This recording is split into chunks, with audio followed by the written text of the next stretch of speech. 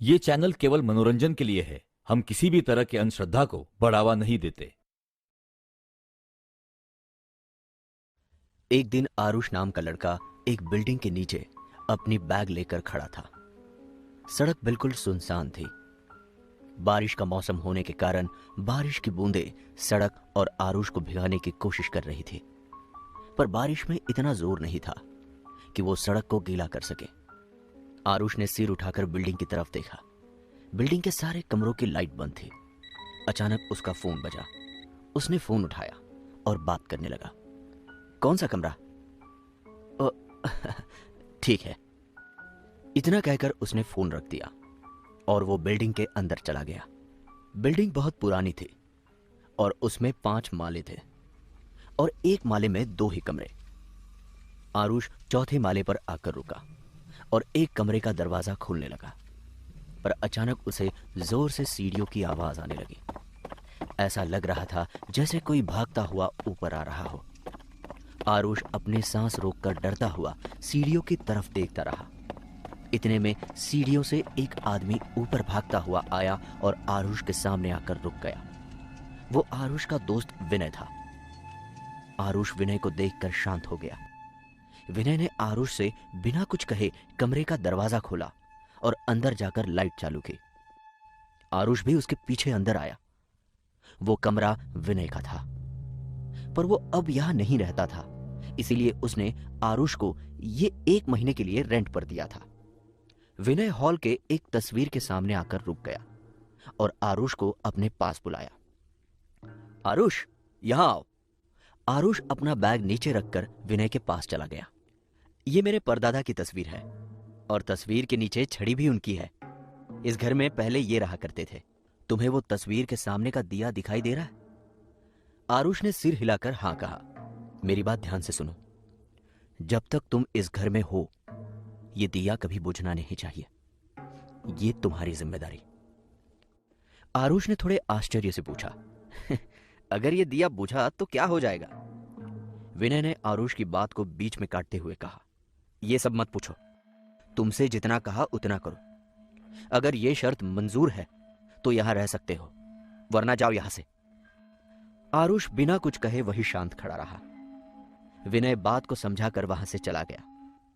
आरुष घर को अंदर से देखने लगा।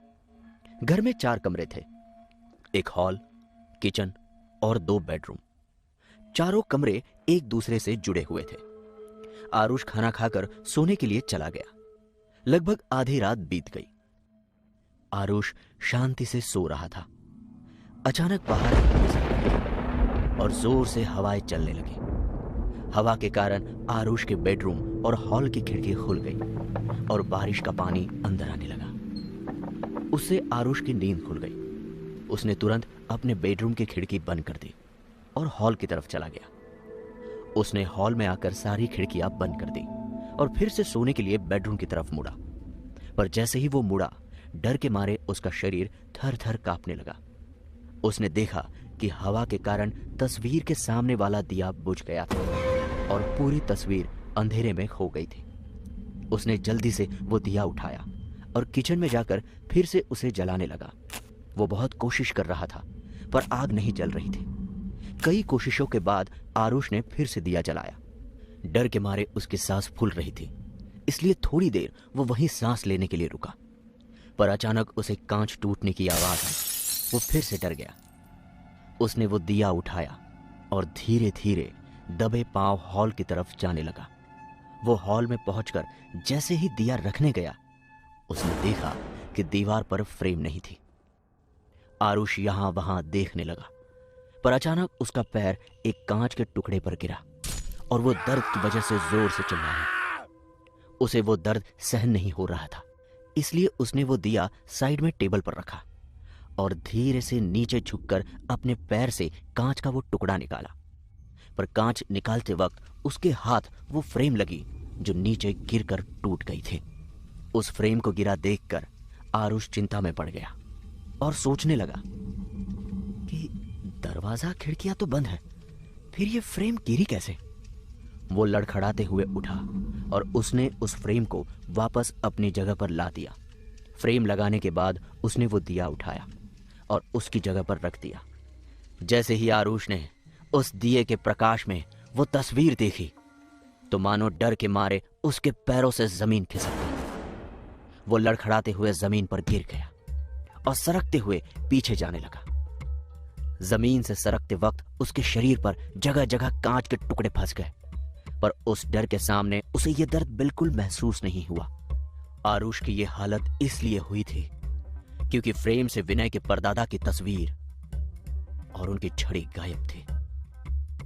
उसे समझ नहीं आ रहा था कि क्या करे। वो जैसे तैसे करके उठा और दरवाजे की तरफ भागने लगा। उसने दरवाजा खोलने की बहुत कोशिश की, पर दरवाजा नहीं खुला। वो फिर भी प्रयास करता रहा। अचानक बाहर बिजली का कड़कना और हवाओं का बहना बंद हो गया और चारों तरफ सन्नाटा छा गया। आरुष को सिर्फ उसकी सांसों की आवाज सुनाई दे रही थी जो वो जोर जोर से ले रहा था, पर यकायक उसे किसी के चलने की आवाज आने लगी। उसने ध्यान से सुना तो उसे पता चला कि वो आवाज बेडरूम से आ रही थी। आरुष के मन में ये बात पक्की हो गई कि उसके अलावा भी इस घर में कोई और है। वो धीरे धीरे डरता हुआ बेडरूम की तरफ जाने लगा। शरीर में फंसे कांच के टुकड़े दर्द कर रहे थे और उनसे खून बह रहा था, पर आरुष फिर भी हिम्मत करके चलने की कोशिश कर रहा था। चलते चलते वो जा ही रहा था, तभी अचानक उसे हॉल के दरवाजे पर एक साया दिखाई दिया जो हाथ में छड़ी लेकर खड़ा था। उस साये को देखकर आरुष के पैर वहीं थम गए। उसने डर के मारे चिल्लाना चाहा, पर उसने अपने हाथों से खुद का मुंह दबाकर खुद को चुप कर दिया। वो साया धीरे धीरे आयुष के नजदीक आने लगा। आरुष भागते हुए किचन में चला गया और एक कोने में जाकर छिप गया। वो अब रोने लगा था।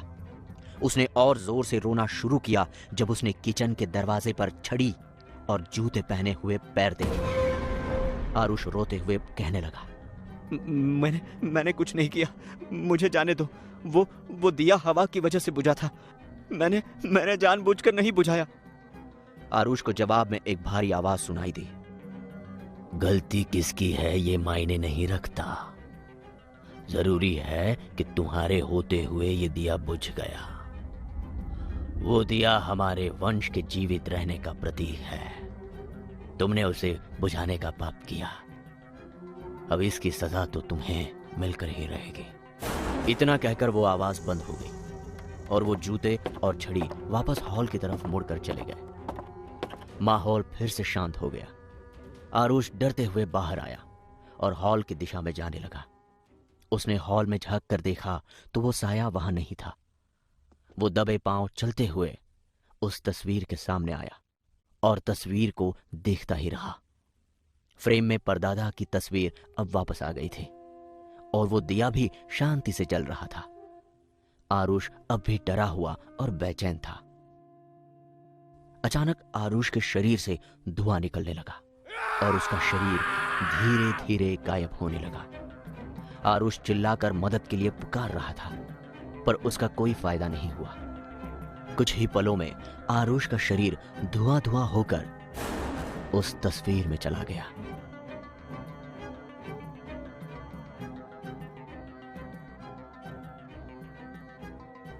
अगली सुबह जब विनय घर में आया तो घर की हालत देखकर डर गया। हॉल के चारों तरफ खून के धब्बे थे और आरुष वहां से गायब था।